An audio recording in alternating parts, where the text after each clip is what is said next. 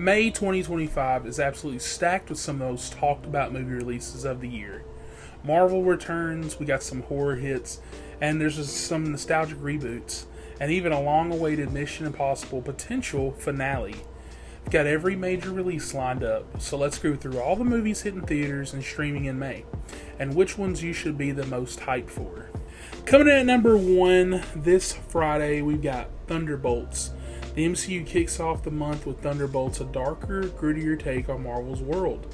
This one follows a team of anti-heroes and villains pulled together by the government to take on dangerous Black Ops missions.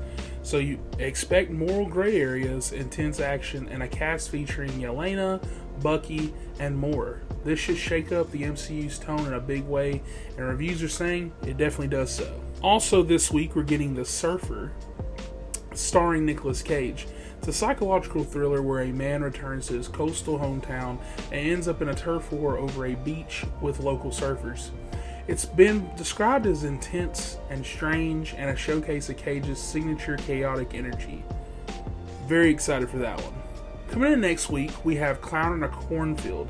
If you're a horror fan, Clown in a Cornfield is your next obsession.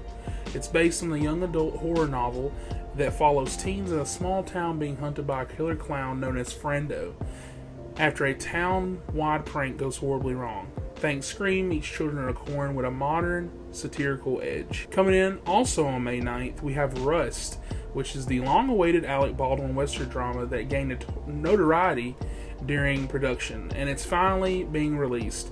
The story focuses on an outlaw who breaks his grandson out of prison only to find themselves running from the law and their past.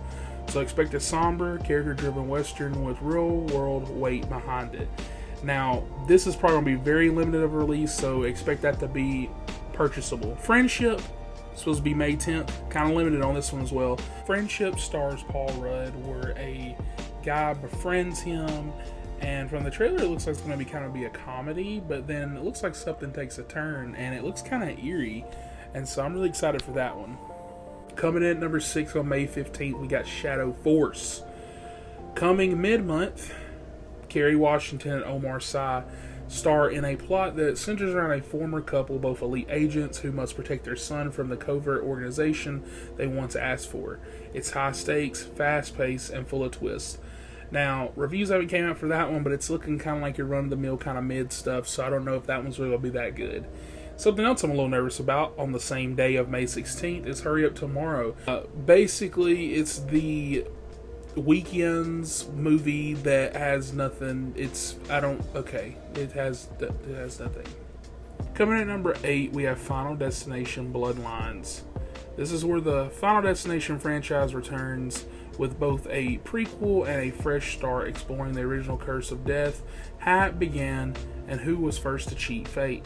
You already know what we're getting: gnarly death scenes, fate-challenging tension, and paranoia galore. If I was you, I would stay offline because apparently, I haven't seen it, that the team is showing a bunch of death scenes, so don't watch that. They coming up next May 17th, actually the 23rd, I think. Disney's live-action remake of Lilo and Stitch drops.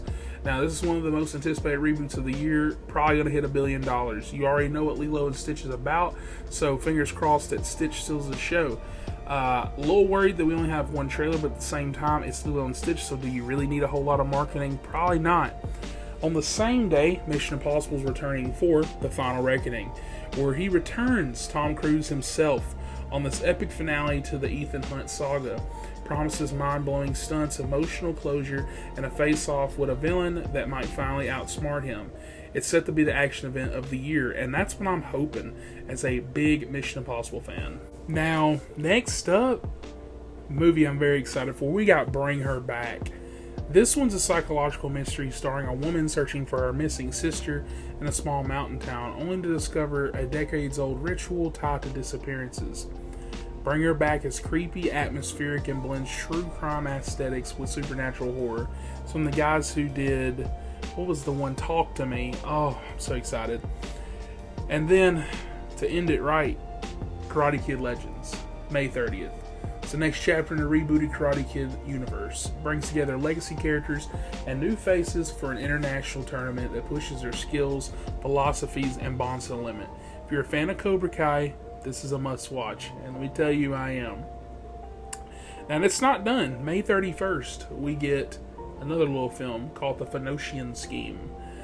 We closed the month with this film, a globe-trotting espionage thriller about an ancient conspiracy tied to a secret society with roots in the Phoenician Empire. Think National Treasure meets Tenet. It's ambitious, layered, and could be the sleeper hit of that month. Whew, that was a lot of films. That is May 2025 in movies. And what a wild ride it's shaping up to be. Which one are you most excited for? Are you all in for Mission Impossible? Curious about Bloodlines? Or are you ready to laugh and cry with Lilo and Stitch?